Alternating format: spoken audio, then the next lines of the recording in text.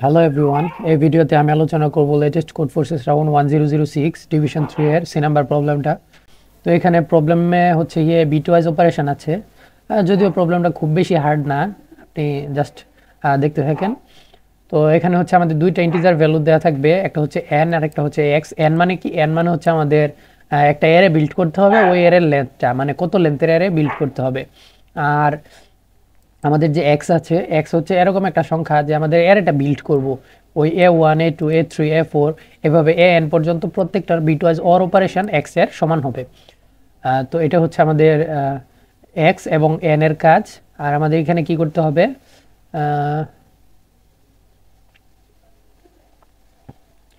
For each test case output N integer A I এর range হচ্ছে 0 থেকে 2 to the power 30 পর্যন্ত the elements of the key array that satisfy all the conditions. Okay, তো এই কন্ডিশনগুলো satisfy করে। কন্ডিশনটা কি? একটা হচ্ছে প্রত্যেকটা আমাদের যে এরেটা বিল্ড করব প্রত্যেকটা যদি বিটওয়াইজ অপারেশন করি, অর অপারেশন করলে এক্স এর সমান হবে এবং ম্যাক্স অফ এ অফ 1 2 3 4 5 6 এভাবে এন পর্যন্ত ম্যাক্সিমাইজ থাকবে। তো ম্যাক্সের কাজটা কি? ম্যাক্স হচ্ছে এরকম একটা সংখ্যা, ধরেন এখানে যদি আমি ম্যাক্স অফ 1 2 3 4 এইগুলা নেই, তাহলে হচ্ছে 0 হবে। আর যদি এখানে 0 থাকে 0 1 2 3 4 তাহলে হবে 5। আর যদি এরকম হয় 0 1 3 4 তাহলে হবে 2।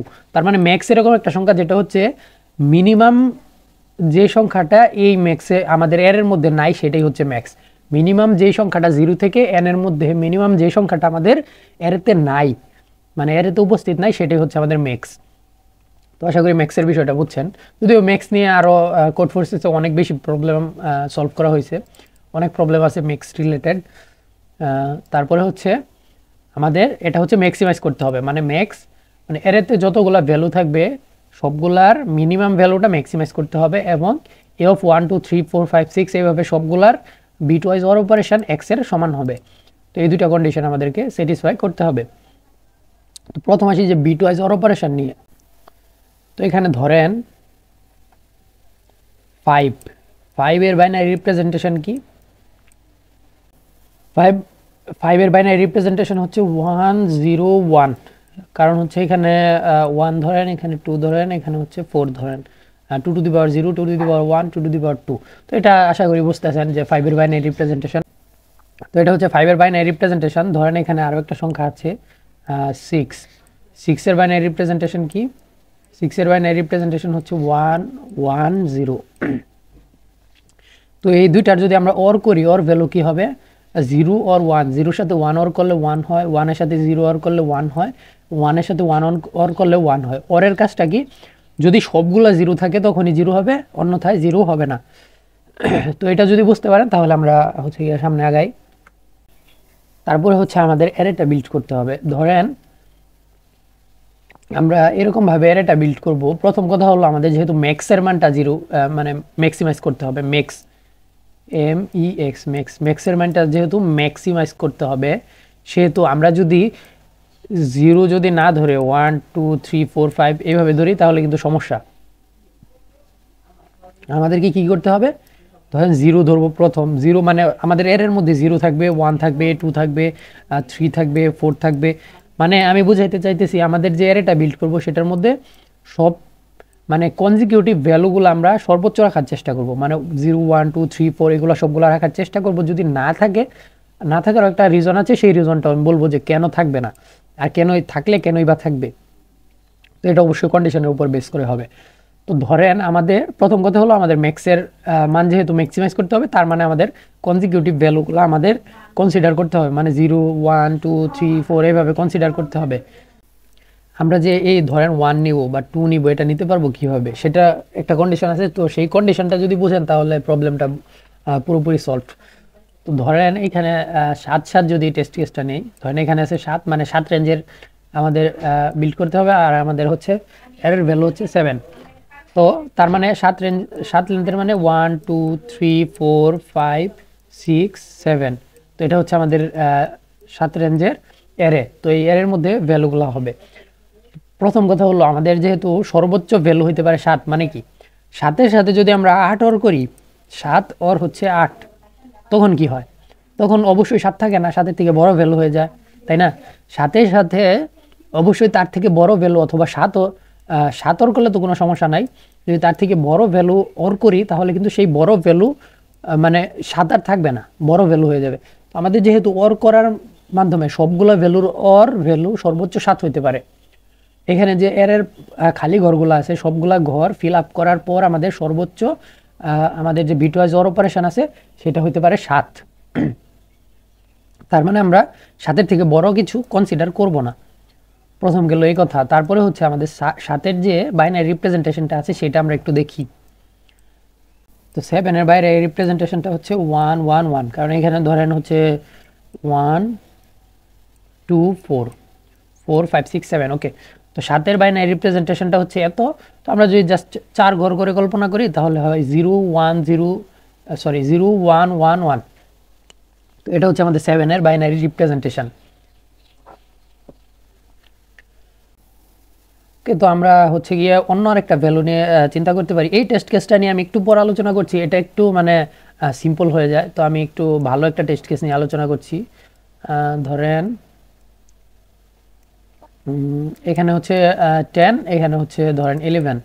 ওকে, তো এই টেস্ট কেসটা নিয়ে যদি আলোচনা করি 1 2 3 4 5 6 7 8 9 10, তার মানে আমাদের এর লেন্থ হবে 10 আর সর্বোচ্চ আমরা 11 পর্যন্ত আমাদের বাইনারি অর অপারেশনের ভ্যালু হতে পারে সর্বোচ্চ 11।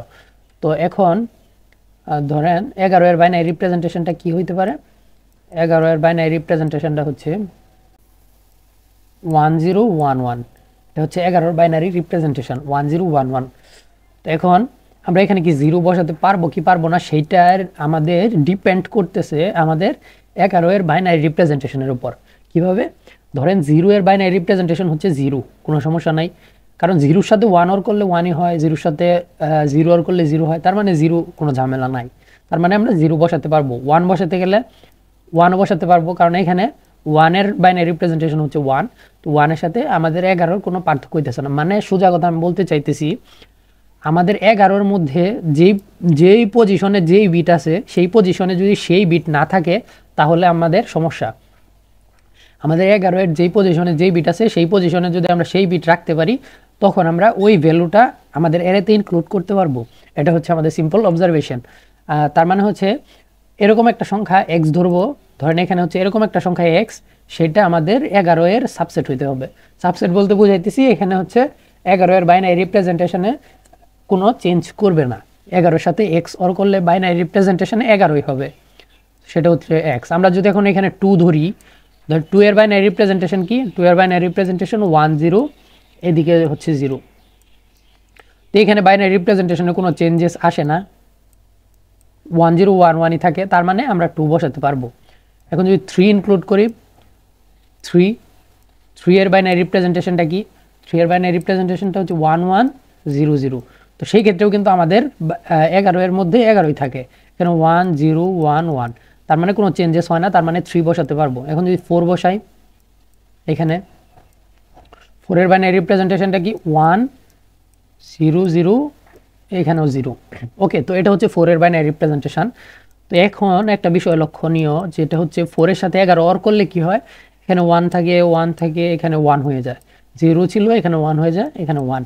তো এটা কিন্তু আমাদের 11 এর বাইনারি রিপ্রেজেন্টেশন হয় নাই। তো এটা কিন্তু 11 থেকে বেশি হয়ে গেছে। তার মানে এই 4 এর পর্যায়ে যখন চলে এসেছি তখন হচ্ছে কি আমাদের এই 4টা কিন্তু আমাদের 11কে এক্সক্লুড করে যাচ্ছে, অর্থাৎ এই 4টা আমরা ইনক্লুড করলে আমাদের বাইনারি রিপ্রেজেন্টেশন কখনো 11 হবে না, তার মানে এই 4 করা যাবেই না, সোজা লাভ।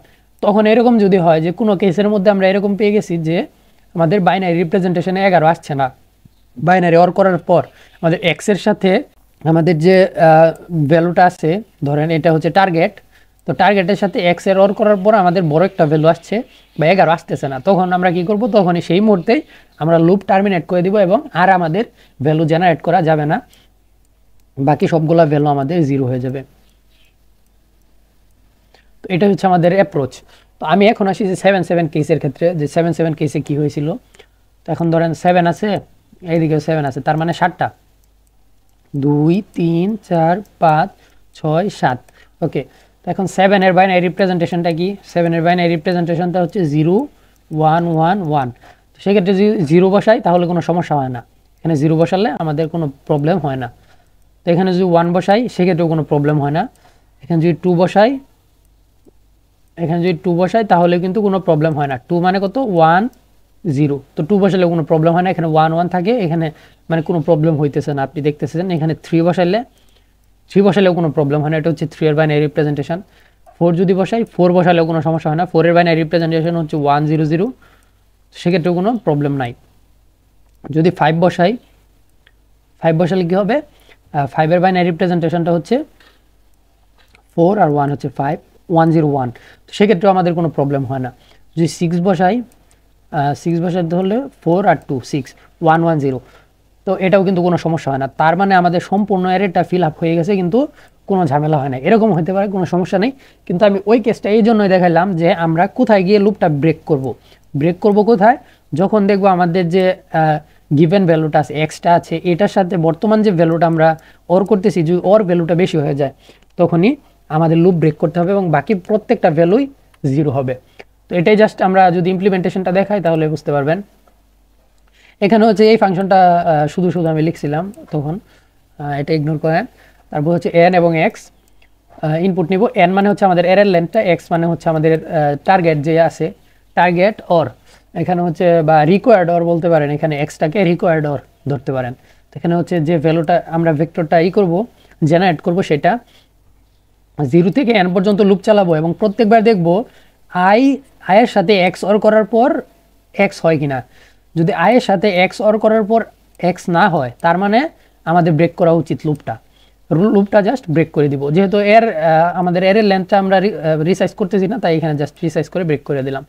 আর অন্যথায় যদি এরকম হয়, এটার মধ্যে না প্রবেশ করে, তাহলে জাস্ট n পর্যন্ত লুপ চলবে, এটা বুঝতেই পারতেছেন। তো I or x not equal to x, তার মানে আয়ের সাথে এক্স অর করলে আমাদের এক্স এর সমান যদি না হয় তখন আমরা ব্রেক করে দিতেছি। আর যদি সমান হয়, মানে আয়ের সাথে এক্স অর করার পরেও এক্স থাকতেছে, তখন জাস্ট পুশ ব্যাক করতে থাকবো আই যতক্ষণ হবে। তো এখানে আরও একটা সমস্যা হতে পারে, সেটা হলো আমরা কারেন্টর ধরেন এখন বের করব আমরা, এবং প্রত্যেকটা ভ্যালুর মধ্যে গেলাম এবং কারেন্টর বের করলাম। প্রত্যেকটা ভ্যালু দিয়ে আমাদের এর মধ্যে যতগুলো ভ্যালু জেনারেট করলাম আমরা, সবগুলো ভ্যালু দিয়ে, তারপরেও যদি আমাদের কারেন্টর এক্স এর সমান না হয়, এক্স মানে কি আমাদের যে রিকোয়ার্ডর সমান না হয়, তাহলে এর লাস্টের ইন্ডেক্স থেকে জাস্ট একটা ভ্যালু আমরা পপ করে, ধরেন এখানে ধরেন এরকম হলো না, এখানে ধরেন এই পর্যন্ত হলো 7 হলো না, তখন এখানে জাস্ট আমরা 6, এই কেসের ক্ষেত্রে তো হবে না, এরকম কোনো কেসের ক্ষেত্রে ধরেন এখানে হয়ে গেল, তো এখন আমাদের হচ্ছে লাস্টের ভ্যালুটা আমাদের ইনসার্ট করতে হইতেছে, তাই লাস্ট ইন্ডেক্সটা আমরা পপ করে লাস্টে আমরা জাস্ট এক্সটাকে বসিয়ে দিলেই হবে। তো এটাই হচ্ছে এখানে করা হয়েছে। তারপরে জাস্ট আমরা প্রত্যেকটা ভ্যালু যদি আউটপুটে দিয়ে দিই, তাহলে আমাদের সলিউশনটা অ্যাকসেপ্ট হয়ে যাবে।